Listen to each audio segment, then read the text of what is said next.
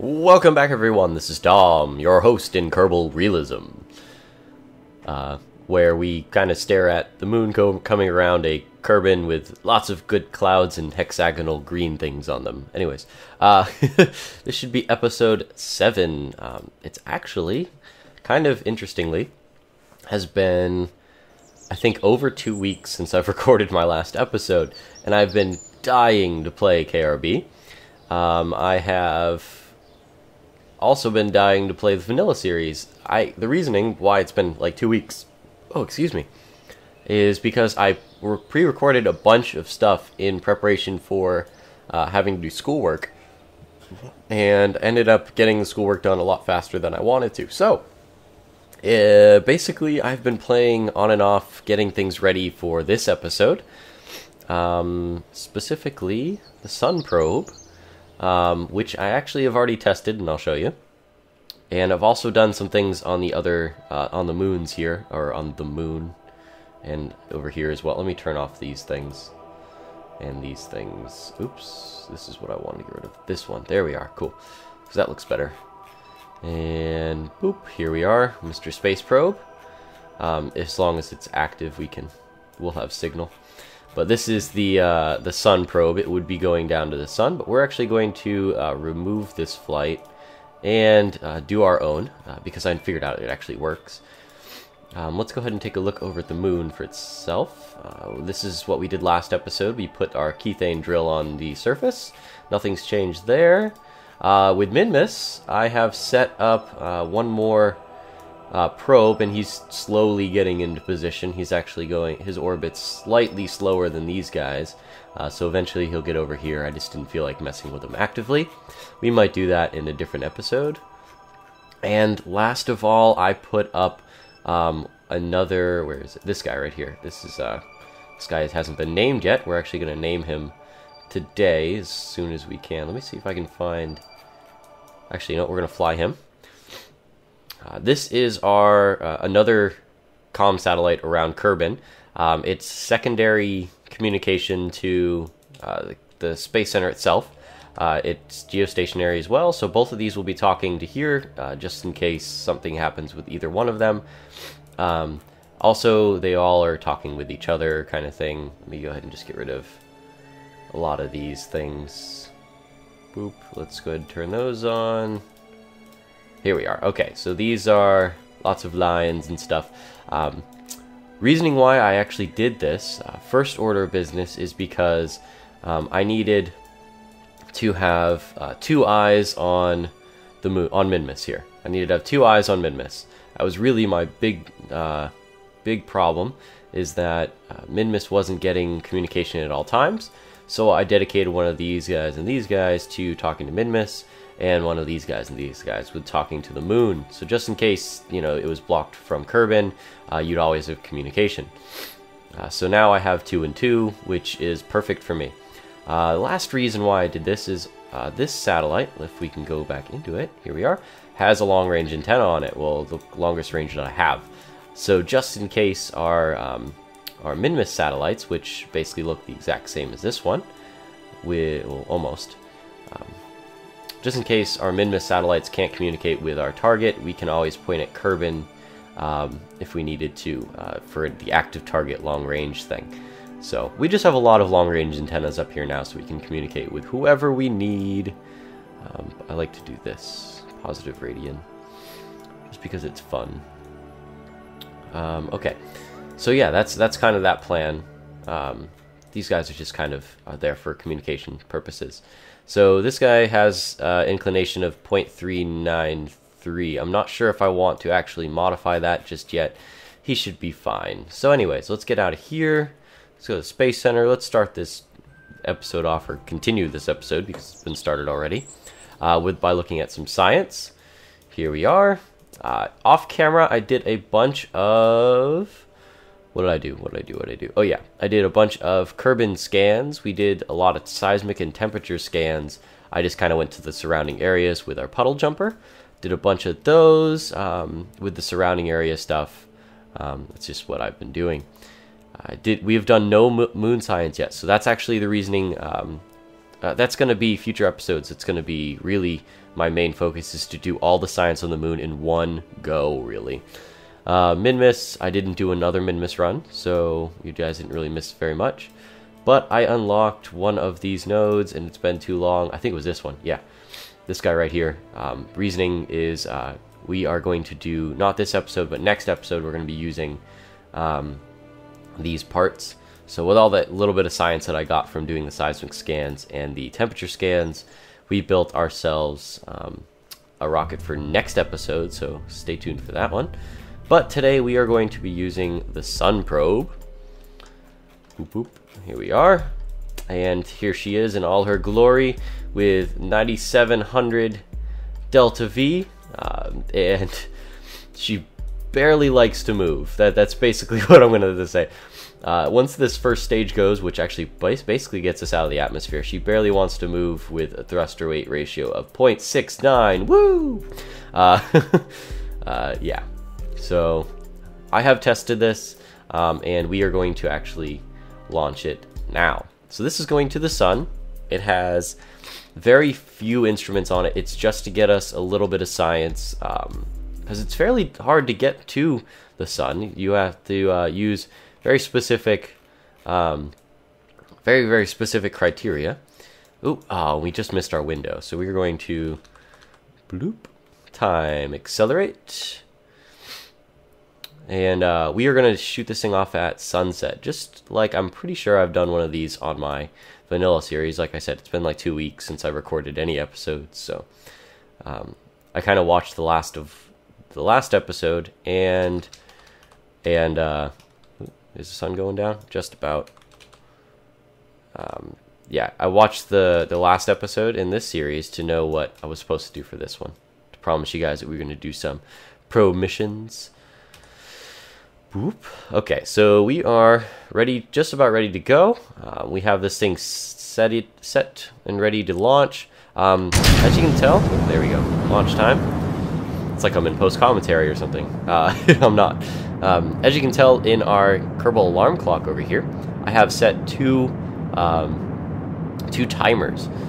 Basically, we have a Duna and a Moho timer. These are going to be for probed missions. We are not going to send men up to them until we have basically scanned the surface and etc. Just because I want to make it as realistic as possible. And we'll probably do this one in next episode, if not this one, the Moho mission. I really wanted to get an atmospheric sensor, some sort of atmospheric sensor. Whoa, way too fast. We're going too fast. Some sort of atmospheric sensor to do the atmosphere on Moho as well, but we'll have to see about that one. Then we can throw the pedal to the metal now. Sweet. Sorry, I was worried about my terminal velocity and didn't want to go too fast. If you want to see airspeed, oops, not settings, flight data, terminal velocity is way above our current speed. So it's almost at, kilometers per second, and we're not going to get anywhere close to that within the atmosphere. Whoa! Get rid of that. That. Sweet, okay. So we're just going to go ahead and kind of shoot off as vertical as possible forever. And this will bring us into a sun orbit. And hopefully very, very close to the sun. We need to get within 1 million meters of the sun to do close to the sun experiments, which this probe has some experiments to do.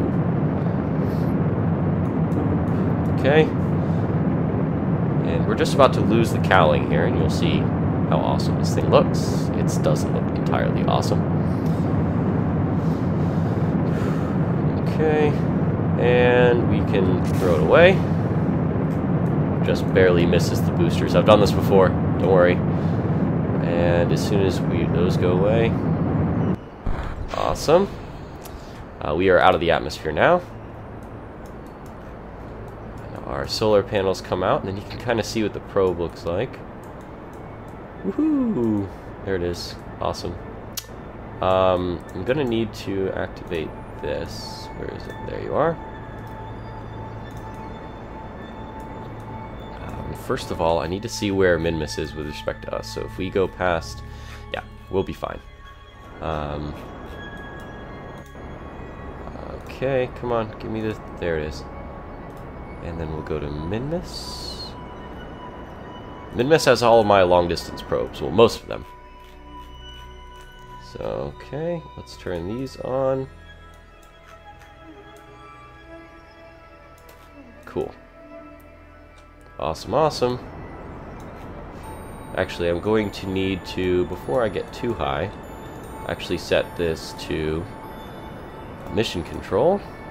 I'm pretty sure mission control, yeah, there we go, has the active target thing. And if we really needed to, we could have chose the Mark II one I have not renamed yet, which we should have already done, but we didn't. So this is going to bring us to as high as we possibly can, and we're just going to let this thing kind of run. Toot toot toot. Come on.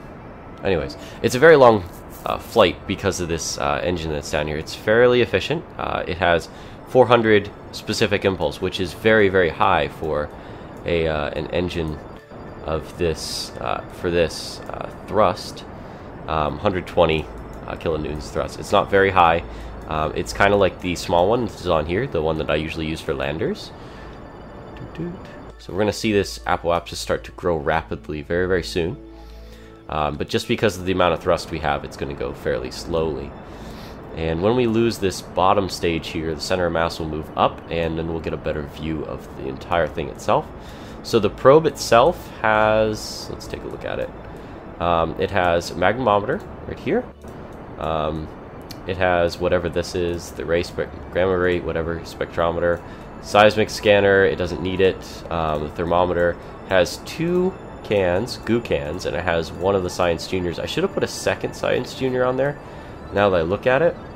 But we'll definitely survive with just one. We'll do the close to the sun scan with this one. We'll do a far away with this one, and then a far away and a close with this guy. Oh, that's right. I still have one of these on there. We can do this.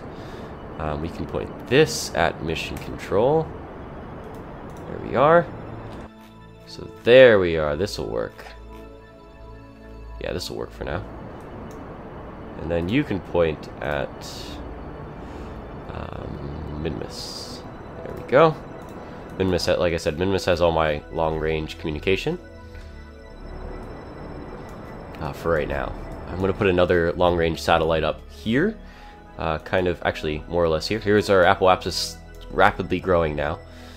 Yeah, I'm going to put another long-range one up here, and then we will just be able to point at Kerbin from now on for long-range communication. The only reason these guys have long-range on Minmus is because moon encounter, good. We're gone with that. The only reason these guys have long range is just because of the technology at the time when I kind of shot this off, when I shot those off. So we are at a lot of, still have a lot of power left in this specific engine. We got within the orbit of Eve already, so that's awesome. Boop, boop, boop. And this stage should actually get us fairly close to the orbit of Moho, which is 4.3 million meters in. About where it's currently at. It's really an interesting orbit that Moho's in. I think this gets us within 6 or 5 million meters. It's a very, very long flight, and if you can imagine, we're moving just about 3 kilometers per second right now. When we pass next to the sun, we're going to be going an amazing speed. I mean, absolutely amazing speed. And we're going to actually have a lot of fuel left on our craft as soon as we are done with this flight. Or as long as we're done with this burn getting within that range. Just about within Moho's range. And there we are. We lost that stage. And next stage comes up. And its thrust is, I think, the same. 50. Nope, way less. So this one's actually going to take longer to move us in. But I know it works. So I'm going to go ahead and just kind of cut it here so the episode doesn't get too long. And then I'll meet you guys whenever the periapsis is within the right region. And welcome back. As you can tell, our periapse is getting really close to that 1 million meters mark. We're going to get within a little bit of it, and then we're going to cut our engines right about now. That's perfect. We want to be there as long as we possibly can, and the closer we get this, we are going to be kind of skimming by it. But I also want to figure out the exact numbers when we leave the influence of Kerbin. Let's go ahead and just kind of zoom in on our craft. We're not even outside of the geosynchronous orbit height at this point, which is 2.8 thousand meters, kilometers, away from Kerbin here. We're actually moving, as you can tell, at about 5,700 meters per second. Wow. Absolutely amazing. Almost 5,800 meters per second. That's pretty darn crazy. The moon's kind of hiding my numbers here. So as soon as we get outside of Kerbin's influence, we're going to be able to see the real numbers, which will be in 4 hours. I can kind of chance that. Boop. Let's go ahead and just jump out there. Okay. So before I get way too far out of this control here, I want to make sure that all of my antennas are pointed in the right directions. So I'm going to warp out. Okay, min-miss, good. And what is this one up pointed at? Come on. Mission control, it's good. Well, as long as it's pointed at min-miss, we'll be fine. Let's go ahead and take a look at the actual cones. As you can tell, this kind of looks like a straight line. That's just because of the basic of how far and the angle that we're allowed to use. So this is actually these two lines right here, how far the cone of that main antenna is, and it's going to eventually encompass this entire orbit when we leave the sphere of influence of Kerbin and get a little bit further away from it. It just has to do with basically the cone that this thing produces. Boop, boop. So yeah, I think we're ready to actually kind of time warp out of here. Let's go ahead and do that. Let's go back to the vessel here. I can chance losing a couple hours here. And boop, boop, boop, boop, boop, boop. Awesome. We have no radio communication right now because the cone's actually too small on min-miss to be. There we are, and now we have some sort of communication. So let's go ahead and take a look and look at it. Oh yeah, look at that, barely. So one of these guys is within the distance that we can talk to. So we might as well do any maneuvering we might have to now. Oops, I got out here for a reason. So boop boop boop. Let's check the actual periapse here. Oh, it's on my display here. I actually want to do a little bit of a burn. So, and we actually ended up being decent when it comes to our numbers here. The reasoning why I need to get a little bit closer is because of the delay I'm going to be having, which will be very significant delay on anything that I'm going to be doing. So I want to get much closer, and I have plenty of fuel to do this. I'm actually just going to burn because I'm way outside of my apoapsis. I mean that's probably a day or two behind me in my orbit. So we are going to bring this into, it's a little bit easier to see out here, probably 850 meters, 800 million meters, probably 800. The reasoning is because it's going to take a long time to send the signal out to collect the science for all of them. I want to make sure that I get all the science and I can transmit it back when we get to the other side of the sun here. And I'm hoping that the sun that Kerbin ends up within communication distance when we're at that height. So that we have quite a bit of time to be able to do this. 19 days, 17 hours, 6 hours. So yeah, it's going to be kind of cutting it close. We'll have a little bit of time. But what I'm going to do is add our periapse timer. We are going to put this to 4 hours actually. 4 hours, 0 minutes, periapsis, pause the game, and I think this will work. Not sure. I know there's one that says, like, oh, there we are. Nope. Periapse. Cool. And 4 hours, pause. Awesome. Okay. Pretty cool, pretty cool. So we are going to just go back to the Space Center now. First, what I want to do is check to see if that clock is still there. Next thing I want to do is send off, get a little bit further ahead and check to see if we can send off our Eve probe. And we'll do that this episode. So let me go ahead and do all that stuff, and I'll be back. Hey, welcome back. This is our Moho probe. I got it ready, and we're just about to send it up. We're going to wait for the sun. It's actually, we're not waiting for the sun. We're waiting for Kerbin to turn for us. That looks about good. It's not entirely the perfect launch, but it will work. So we are basically, what it is just almost a carbon copy of the sun probe. And we're going to go ahead and just shoot this thing off. And I'm going to step back a little bit. Here we go. It's almost a carbon copy of the sun probe, except I added parachutes on it. I know there's no atmosphere on Kerbin. I also had a heat shield. I know there's no atmosphere on Moho. Sorry if I misspoke last time.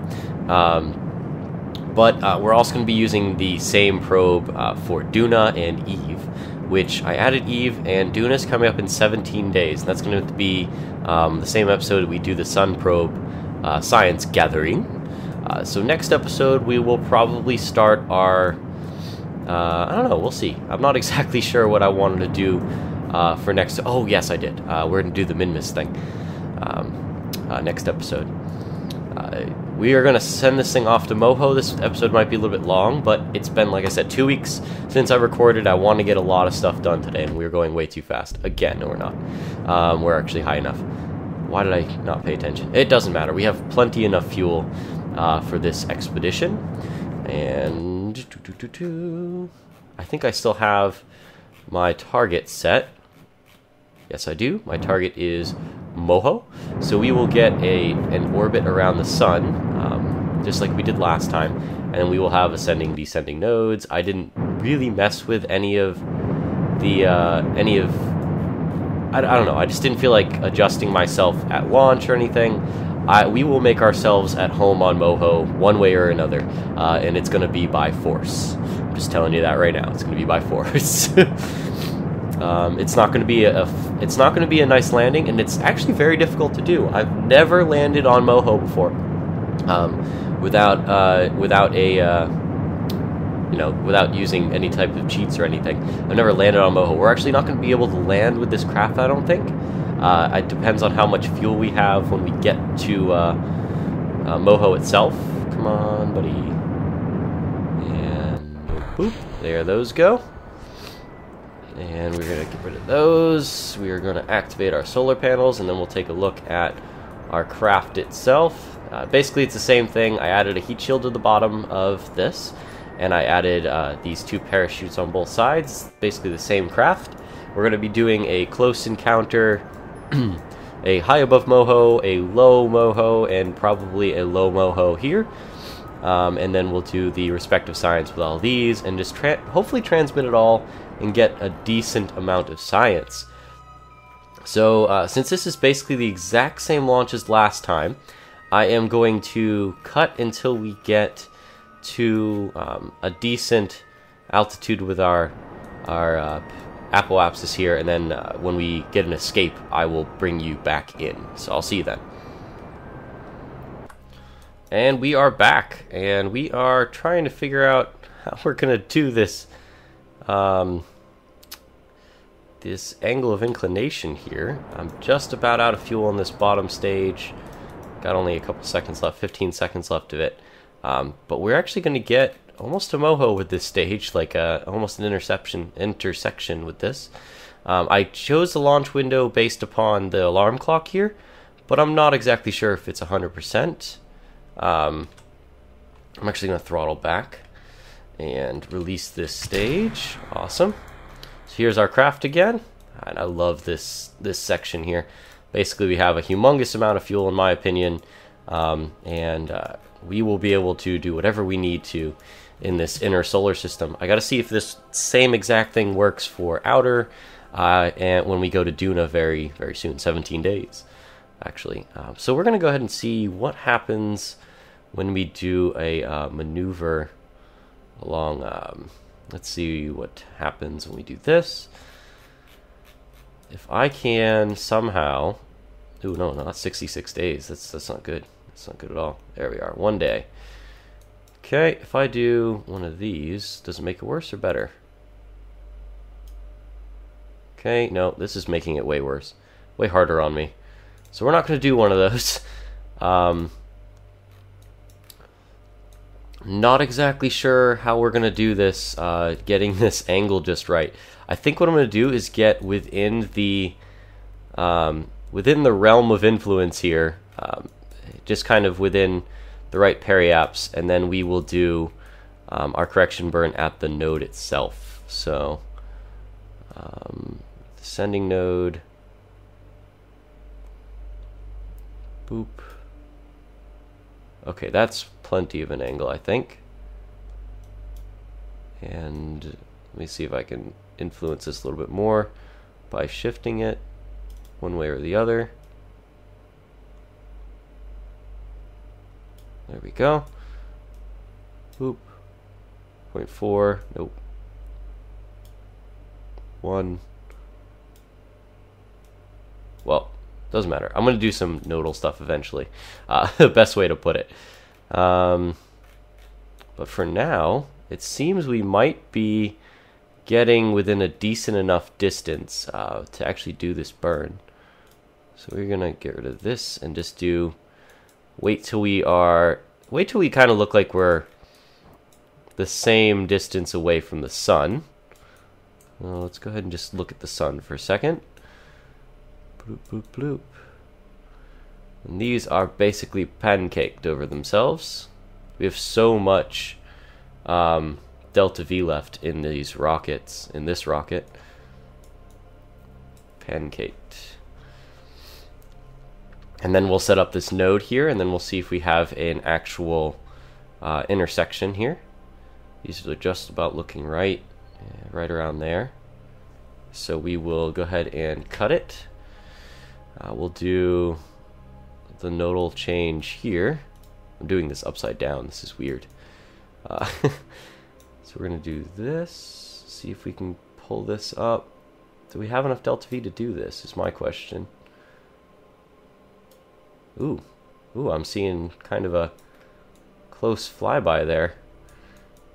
What happens if we do one of these? Ooh, we got something. We're getting something here. Okay. We're getting something. Let's see if we can kind of finagle it. Ooh. I don't know if I don't have anywhere close enough delta V to do this burn. So let's go ahead. I'm going to do a little bit of nodal stuff, and then I'll bring you back again. I'll see you then. Okay, guys, welcome back. Oh my gosh, I keep on clapping these intros. I'm just a little bit antsy about this. I actually had to do 2 separate launches to get this set up. I am horrible at intersecting Moho. I'd have to say it's probably the most nodal stuff I've ever had to do. I ended up sending up a totally different probe. It's the same probe, it's just a different launch. And we are set up to do a maneuver in 17 days, 7 hours, and we will intersect there. Not really sure if that was optimal or not, but we have only 1 node to go, and I've already done a couple of correction burns, but this is our only correction until we will intersect with Moho. We will have approximately 600 meters per second delta V left. That will be plenty to kind of change our intersection with Moho. I doubt we'll be able to land. It's just, I am horrible at getting these intersections, apparently. So we're gonna get to Moho. We're gonna do, we're gonna try to get captured. We're easily going to be able to get a close encounter. But I'm gonna see if I can stay in an orbit around Moho. I just think it would be interesting. So that's kind of the plan for that. I know this episode's been a little bit long. So I'm going to cut it here, and next episode we will do something in our local system, and we're actually going to be, wow, I ended up double-clicking on one of these guys here. We're going to be doing some min-miss activity. So yeah, that's kind of the current plan for that.